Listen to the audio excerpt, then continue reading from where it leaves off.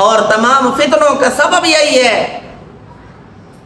اس لیے ڈاکٹر ذاکر نائک نے جو بات کی کہ کوئی مرد اگر 20 منٹ تک بھی کسی غیر محرم عورت کو دیکھتا ہے اور اسے کچھ نہیں ہوتا تو وہ میڈیکلی انفٹ ہے، یہ بات ان کی بالکل ٹھیک۔ بریلوی مناظر ہے مفتی حنیف قریشی، جو خود کو شمشیر اعلی حضرت بھی کہتا ہے، اس نے اس کی مخالفت کرتے ہوئے کہا کہ ڈاکٹر ذاکر نائک صاحب میں میڈیکلی بالکل فٹ ہوں، اور اگر میں 2 گھنٹے بھی کسی عورت کو دیکھوں مجھے کچھ نہیں ہوتا۔ میں ذاکر نائک صاحب کے ہی جواب میں کہوں گا میں میڈیکلی بھی بالکل فٹ ہوں، اور میں نے 20 منٹ کیا 2 گھنٹے بھی اگر میں دیکھوں تو مجھ پہ کوئی اثر نہیں ہوتا ہے۔ تعجب ہوتا ہے مجھے، مسلکی تعصب میں یہ لوگ کہاں تک چلے جاتے ہیں۔ مفتی حنیف قریشی صاحب، آپ کو تو ڈاکٹر ذاکر نائک کی تائید کرنی چاہیے تھی، آپ بھی لبرل کی بولی بولنے لگ گئے۔ علامہ ابن قیم رحمۃ اللہ علیہ نے لکھا، لیکن آپ کے لیے علامہ ابن قیم کا نہیں، آپ کے لیے میں آپ کے اعلیٰ حضرت کا ہی واقعہ بیان کرتا ہوں۔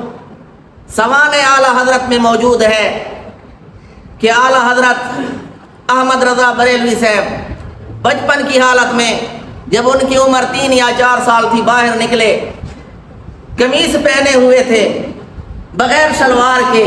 بچپن کی حالت میں بچے اس طرح پھرتے رہتے ہیں، کوئی قابل اعتراض بات نہیں، لیکن انہوں نے لکھا کہ سامنے سے کچھ عورتیں آتی ہوئی دکھائی دیں تو ان سے اپنی آنکھیں چھپانے کے لیے اعلیٰ حضرت نے قمیص اٹھا کر آنکھوں پہ رکھی، تو عورتوں نے کہا واہ میاں صاحبزادے، آنکھیں تو چھپا رہا ہے اور نچلا دھڑ ہمیں دکھا رہا ہے۔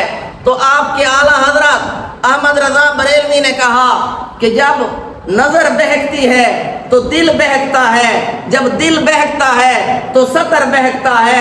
حنیف قریشی صاحب، جو بات آپ کے اعلیٰ حضرت کو 3-4 سال کی عمر میں سمجھ آ گئی کہ جب نظر بہکتی ہے تو دل بہکتا ہے، جب دل بہکتا ہے تو سطر بہکتا ہے، آپ کو 60 سال کی عمر میں وہ بات کیوں سمجھ نہیں؟